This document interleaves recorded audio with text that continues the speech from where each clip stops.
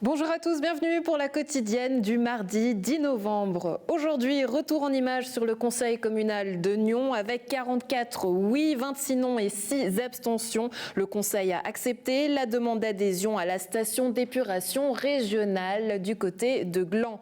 En sport, les sports de contact sont pratiquement à l'arrêt, mais certains jeunes de la région peuvent continuer à s'entraîner. C'est le cas du judo team Nyons. Explication avec Mathieu Greul, professeur. Enfin, en culture, rencontre avec Sarah Beauvais, l'artiste glandoise, illumine la grisaille et surtout le béton de la ville avec ses fresques. Rencontre en plateau.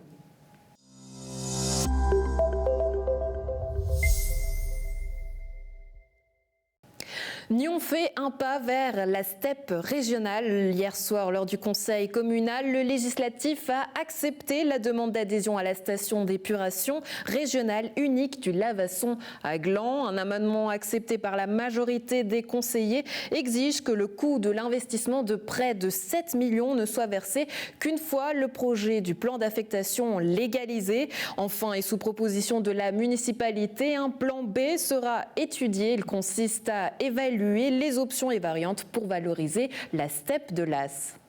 Au-delà des presque 7 millions de francs qu'il fallait décider ce soir, l'enjeu politique était évidemment de savoir si le conseil communal de Nyons acceptait et validait le projet de la municipalité qui devait aboutir à la construction d'une grande steppe à Gland avec plusieurs autres communes. Et puis on a pu voir ce soir qu'on a eu des garanties sur les risques qui avaient été identifiés lors de la commission qui a traité ce sujet. Effectivement, le débat était nourri. Deux rapports de la commission de majorité et de minorité, et puis un rapport de majorité qui a gagné, mais un rapport amendé. Expliquez-nous.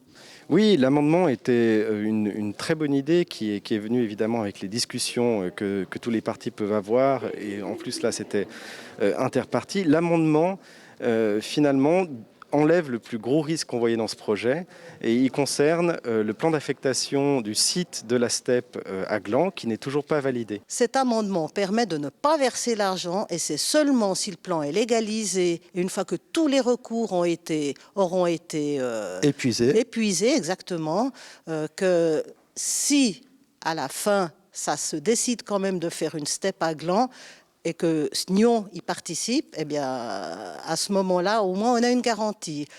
Évidemment, il y aurait une autre solution, c'est de faire deux steppes. Puisqu'à Nyons, nous avons une steppe qui est tout à fait adaptable aux micropolluants, qui peut chauffer un collège, qui a tous les avantages et qui fonctionne, il n'y a aucune raison qu'on aille à Gland. Oui, il y a des risques techniques, oui, il y a des risques de procédure, mais il y a aussi beaucoup d'avantages. Et les avantages, je pense qu'on doit être un peu humble quand on fait partie d'un conseil. Les avantages politiques, c'est ceux-là qu'on doit défendre. Et lesquels sont-ils ?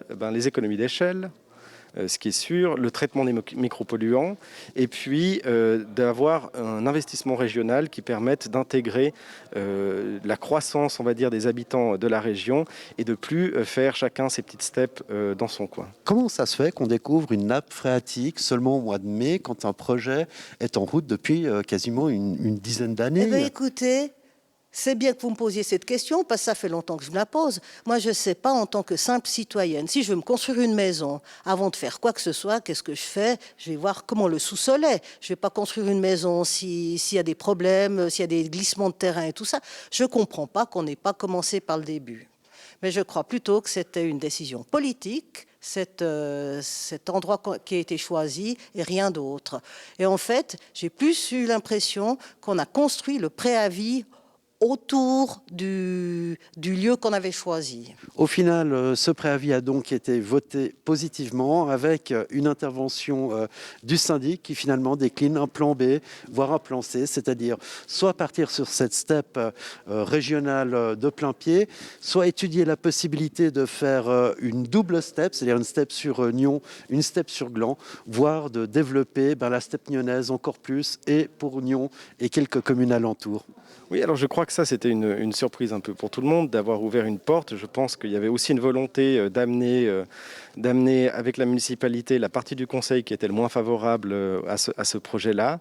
Nous, ce que nous pouvons dire dans le rapport de majorité, c'est que nous étions pour une régionalisation, nous sommes vraiment pour une implication d'une toute une région sur des problèmes que tout le monde se pose et sur des investissements que toute commune doit faire. Est-ce qu'on pourrait dire qu'on a évité l'incident diplomatique avec la ville de Gland ?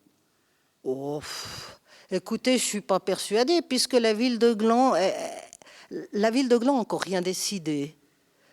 Et encore une fois, comme je vous dis, cette steppe, c'est pas sûr qu'elle verra un jour, qu'elle se fera un jour.